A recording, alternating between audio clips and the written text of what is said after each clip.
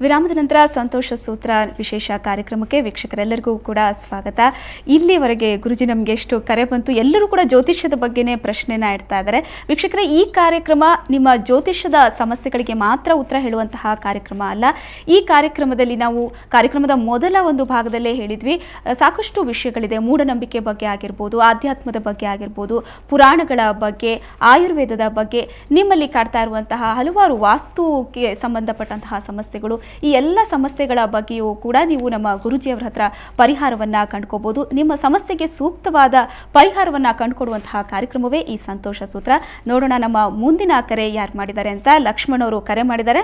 ಲಕ್ಷ್ಮಣ್ ಅವರೇ, ನಮಸ್ತೆ. ನಮಸ್ತೆ ಮೇಡಮ್. ಎಲ್ಲಿಂದ ಕರೆ ಮಾಡ್ತಿದ್ದೀರಾ? ಬೆಂಗಳೂರಿಂದ. ಏನ್ ಸಮಸ್ಯೆ ಮೇಡಮ್? ನಮ್ಮ ಡೇಟ್ ಆಫ್ ಬರ್ತ್ ಅದು ನೋಡಿ ಹೇಳ್ಬೇಕಾಯ್ತು ಮೇಡಮ್. ಓಕೆ, ಹೇಳಿ ಸರ್.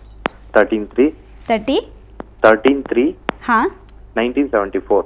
13/3/1974. ಸಮಯ ಮಾರ್ನಿಂಗ್ ಮೇಡಮ್. ಎಷ್ಟು ಗಂಟೆಗೆ? ಮಾರ್ನಿಂಗ್ ಐಡಿಯಾ ಇಲ್ಲ ಮೇಡಮ್. ಹೌದಾ, ಸರಿ. ಗುರುಜಿ ಅವರಿದ್ದಾರೆ, ಮಾತಾಡಿ. ನಿಮ್ಮ ರಾಶಿ ನಕ್ಷತ್ರ ಏನಾದರೂ ಗೊತ್ತಿದೆಯಾ? ಗೊತ್ತು ಮೇಡಮ್. ಓಕೆ, ಗುರುಜಿ ಅವರಿದ್ದಾರೆ, ಮಾತಾಡಿ. ಓಕೆ ಮೇಡಮ್, ಹೇಳಿ ಸರ್. ನಮಸ್ಕಾರ ಸರ್. ನಮಸ್ತೆ, ಹೇಳಿ. ಸರ್, ನಮ್ದು 13/3/1974 ಮೇಷ ರಾಶಿ ಸರ್.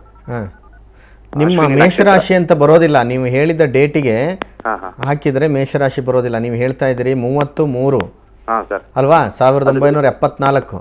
ಹೌದು ಸರ್. ಬೆಳಗಿನ ಜಾವ ಅಂತ ಹೇಳ್ತೀರಿ, ಸಾಧಾರಣ 6:30 ಆದ್ರೂ ಹಾಕೋಬೋದಾ?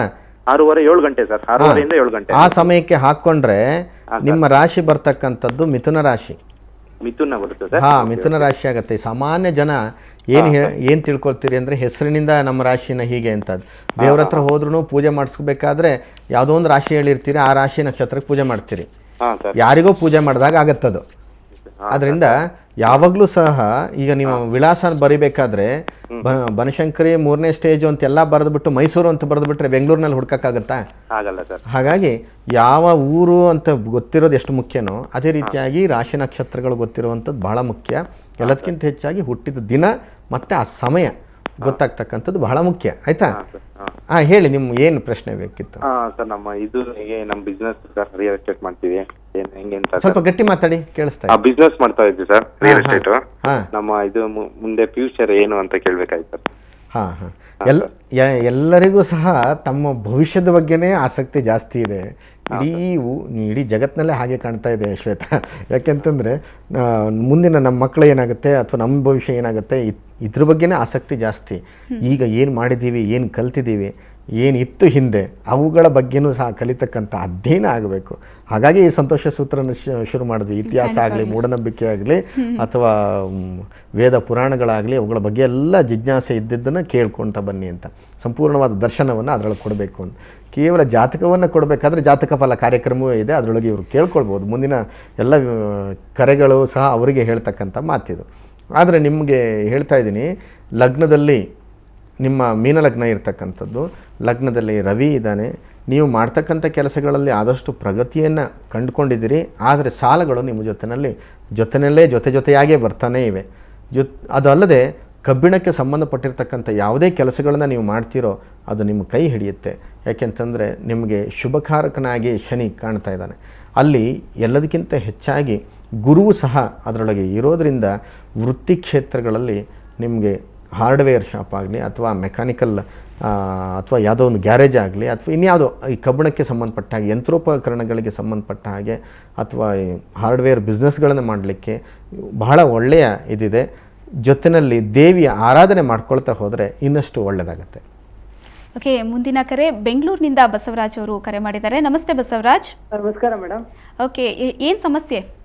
ಮೇಡಮ್, ಸಮಸ್ಯೆ ಇಲ್ಲ, ಬಟ್ ನಾನು ಇವಾಗ ನಂದೇನೆ 1985 ಹುಟ್ಟಿರೋದು ಮಹಾನವಮಿ ಹಬ್ಬ ಅಂತ ಹೇಳ್ತಾರೆ ನಮ್ಮ ತಾಯಿಯವರು. ಓಕೆ, ಬಟ್ ಆಕ್ಚುಯಲ್ ಡೇಟ್ ಗೊತ್ತಿಲ್ಲ. ಸೊ ಅದೊಂದು ಸ್ವಲ್ಪ ನನ್ನ ಫ್ಯೂಚರ್ ಬಗ್ಗೆ ಥಿಂಕ್ ಕೇಳಬೇಕಾಯ್ತು ಮೇಡಮ್. ಓಕೆ, ಒಂದು ಸಂಖ್ಯೆ ಹೇಳಿ ಸರ್, 1ರಿಂದ 10 ಒಳಗಡೆ. 7. ಓಕೆ, ಗುರುಜಿ ಅವರಿದ್ದಾರೆ, ಮಾತಾಡಿ ಬಸವರಾಜ್.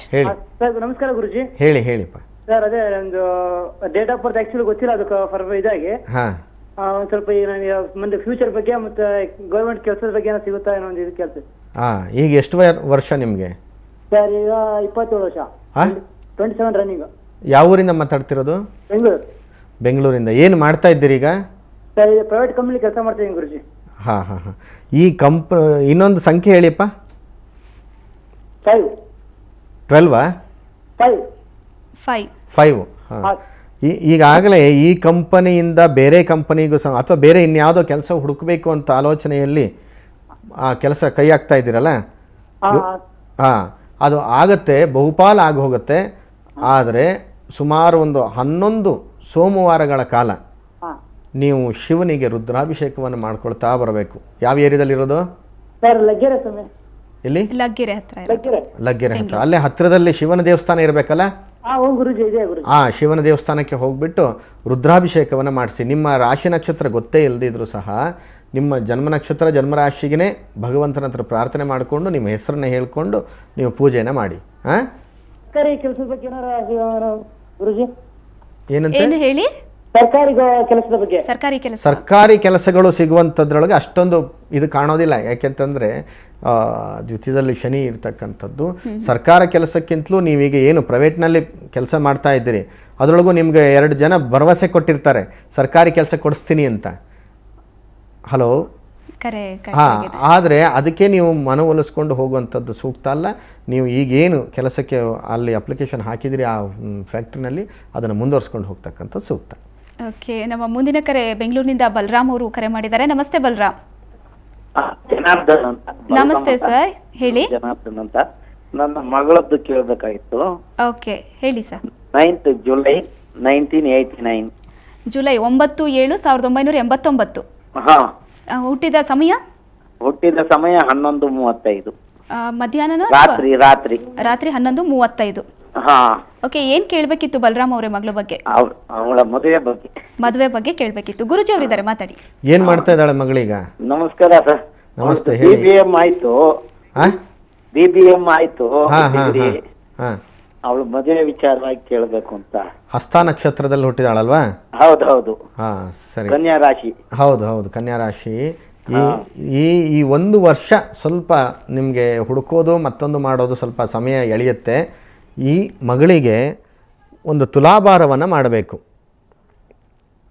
ಕೇಳಿಸ್ತಾ ಇದೆಯಲ್ಲ ನಿಮಗೆ? ಕೇಳ್ತಾ ಇದೆ ಸರ್. ಹಾಂ, ಅದರೊಳಗೂ ರಂಗನಾಥನ ದೇವಸ್ಥಾನ ಅಥವಾ ವಿಷ್ಣು ದೇವಸ್ಥಾನ, ಶ್ರೀನಿವಾಸನ ದೇವಸ್ಥಾನ, ಅಂದರೆ ವಿಷ್ಣುವಿಗೆ ಸಂಬಂಧಪಟ್ಟಂಥ ದೇವಸ್ಥಾನಗಳೆಲ್ಲ ಇದೆಯಲ್ಲ, ಯಾವ ದೇವಸ್ಥಾನದಲ್ಲಾದರೂ ಆಗುತ್ತೆ. ಆ ವಿಷ್ಣುವಿಗೆ ಒಂದು ತುಲಾಭಾರವನ್ನು ಮಾಡಿಕೊಟ್ರೆ, ಅಥವಾ ಲಕ್ಷ್ಮೀ ನರಸಿಂಹ ದೇವಸ್ಥಾನದಲ್ಲಿ ಒಂದು ತುಲಾಭಾರವನ್ನು, ಯಾವುದಕ್ಕೆ ಪರಮಾನ್ನಕ್ಕೆ ಸಂಬಂಧಪಟ್ಟಿರ್ತಕ್ಕಂಥ ವಸ್ತುಗಳನ್ನು ಹಾಕಬೇಕು. ಪಾಯಸಕ್ಕೆ ಏನು ಬಳಸ್ತೇವೆ ಆ ವಸ್ತುಗಳನ್ನು ಹಾಕಿ ತುಲಾಭಾರವನ್ನು ಮಾಡಿ ಆದಷ್ಟು ಬೇಗ ಆಗುತ್ತೆ. ಸುಮಾರು 9-10 ತಿಂಗಳ ನಂತರ ನಿಮಗೆ ಈ ಮದುವೆ ಮಾಡ್ತಕ್ಕಂಥ ಭಾಗ್ಯ ಬರುತ್ತೆ. ಓಕೆ, ಈಗ ಕಾರ್ಯಕ್ರಮದಲ್ಲಿ ಒಂದು ಚಿಕ್ಕ ವಿರಾಮ. ವೀಕ್ಷಕರ, ವಿರಾಮದ ನಂತರ ಸಂತೋಷ ಸೂತ್ರ ಕಾರ್ಯಕ್ರಮ ಮುಂದುವರಿಯುತ್ತೆ.